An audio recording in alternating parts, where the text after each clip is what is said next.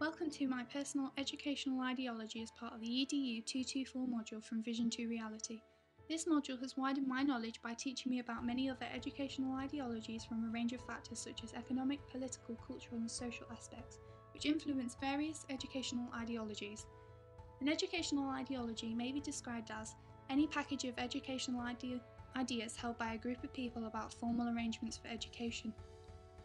Before studying this module, my ideology of education was based upon my own experiences, including my personal experience of schooling and volunteer and placement observations.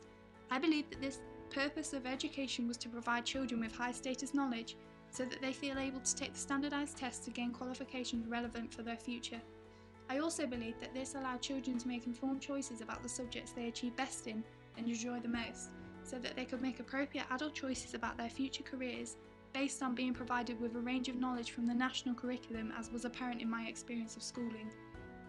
For me, I feel that my experience could have been better if there wasn't such an emphasis on the importance of achieving at least the national average grades, and in my case to excel them in the standardised testing of GCSEs and A-levels to improve my school's position in the regional league tables.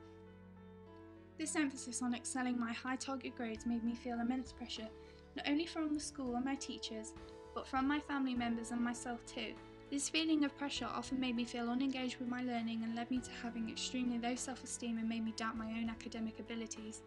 Robertson stated that many highly talented, brilliant, creative people think that they're not because the thing that they were good at school wasn't valued or was actually stigmatised. My current educational ideologies align somewhat with Ken Robinson's idea that the method of schooling is factory-like and cannot meet the needs of the children who do not excel in standardised testing but may be extremely talented in what is viewed as a non-academic subject, resulting in demotivation and disengagement for a child moving through their educational journey. This module has helped me to inform my new educational ideologies, which moves away from the sole use of standardised testing to determine a child's intelligence through memory, and more towards a child-centred, holistic approach to learning so that the unique needs of the child and well-being can be met, and that a stress-free environment can nurture the child, allowing a positive and happy schooling experience to be maintained for all children within the education system. I agree with the main principles of assessment that Montessori and Steiner have both adopted in their schooling curriculums, that summative assessment causes stress and academic pressures, and without this type of assessment, learning can be made a fun, enjoyable experience, which results in higher self-confidence and belief, keeping the child engaged with their learning while the teachers concentrate on the development of the child. In Montessori and Steiner curriculums, they both leave summative assessment until the later years of secondary school, when a child is roughly 15 years old. Steiner students take formal exams over a 2-year period where they are ready to, which relieves the pressure of having all of their exams at the end of the last year, as seen in the current mainstream curriculum in England. This relief of pressure not only benefits the well-being of the child, but enables the child to perform better academically in these exams. Steiner's principle of assessment resonates with my own, as I feel that primary SATs have far too much pressure for these young children. From my own placement observations, I have noticed some children who are in Year 2 who could not write their letters the right way round and are expected to sit their SATs within the next 2 months. This not only shows that SATs may be premature for children of these young ages, but it puts pressure on the child as well as the teacher to get these young children ready in time to sit these exams. I also believe that children should take GCSEs and A-levels, but also should be allowed to study BTEC subjects, which have no exams within them, and just involves coursework. This has recently been changed by the current government, and now every subject includes an exam for the end of the course. I believe this does not help the children who cannot cope with the pressures of formal exams, as some children may be studying for roughly 20 exams in a short period of time, and this may cause feelings of low self-esteem if they cannot attain, and may increase underperformance in schools. This notion goes against my personal ideology that the well-being of the child is the utmost important aspect of a successful education, and this can directly influence the achievements of the child in every aspect of their education. In my opinion, formal exams should be spread over the course and be taken when a child is ready, but the importance of these exams still stands as they prepare pupils for their careers in later life, where exams are still used in many professions.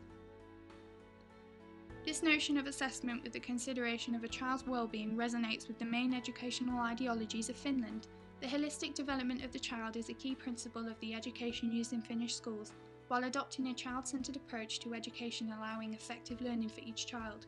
In Finland, the formal schooling starting age is 7, 3 years later than England. This later starting age gives child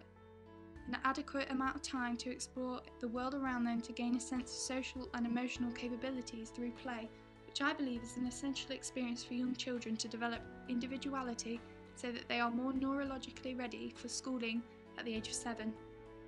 I think play should be more common for the younger children in English schools, as Whitebread's research found that when children are allowed more years to play, it has a positive effect on their academic performance and the child's well-being. It is because of this that I feel the Finnish education system is far more superior than that of England and has many benefits for their children regarding equal opportunities to succeed, and a lack of summative assessments concentrating on the needs of each child to ensure that they have a successful education and gain extensive knowledge leading to skills for life. In addition,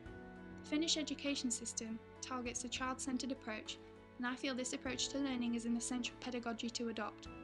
This ensures the needs of the child are met, as well as teaching correct transferable skills for the future. Another aspect which emphasises the child-centred approach is the Montessori ideology that a child should be given the correct learning environment for them to effectively learn within. This includes the principle that children should be left alone to discover and engage in learning, as Montessori believe that regardless of the activity, if a child is engaged, they are learning. This is the reason that I believe children should have a longer period in their schooling day, free to choose and engage in their own learning, as it allows a child to learn by discovery, which can teach self-reliance, and also, Robinson found that this fosters creativity and imagination, which is key to an innovative education. The learning environment may adopt many approaches to ensure multisensory learning experiences, including informal learning such as museums and galleries, outdoor learning, and the use of digital technology to enhance the learning experience. These different approaches to the learning environment can mean that there is a type of learning to engage with every child so that the learning can be productive and effective. From my own experience, I learned best on school trips, as the alternative environment for schooling fulfilled my sense of wonder and allowed a focused interaction that could not be achieved in my school. These trips enable an alternative method of teaching by passionate professionals, which inspire the children to engage in the learning. In my classroom, I would try to support the learning with frequent school trips and educational facilities, as I feel that this encourages a meaningful environment that the children needs to thrive. Furthermore, the use of technology in the 21st century is at an all-time high. Even though technology is associated with negative things such as cyberbullying and increased rates of low self-esteem, technology can have its benefits within the teaching profession. The use of technology is in most aspects of everyday life and involved in most, if not all, careers. The Steiner Waldorf curriculum disallows the use of technology up until the child reaches secondary school age, and it can be negatively distracting for pupils from the learning which occurs in the real world. I disagree with this, as I believe that the technology can aid a teacher by offering different ways of explaining concepts to children by visually or by auditory representation, and can provide another resourceful learning tool which can encourage independent learning by the child so that they can satisfy their own needs and feel empowered by being in control of their own learning. In my classroom, the use of digital technology will be encouraged, as it can provide another way of learning with the extensive amount of applications which can be found on them to aid in the learning of the child. They are a learning tool, however I would not encourage long periods of time spent on them, as they may distract the pupil from the learning task. The use of various environments to learn within is beneficial to pupils' holistic development, and it is due to this variation in education that I believe by encouraging this, it allows a child to flourish in their learning journey and develop a love for learning.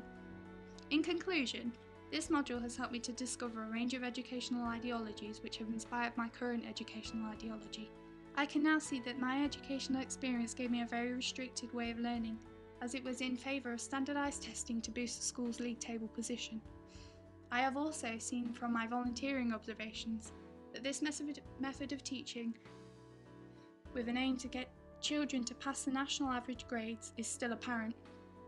In my future, I aspire to adopt the principles from a range of ideologies to incorporate within my teaching style. This includes aspects from Montessori, Steiner, Robinson, the Finnish education system, and the importance of variation of the learning environment.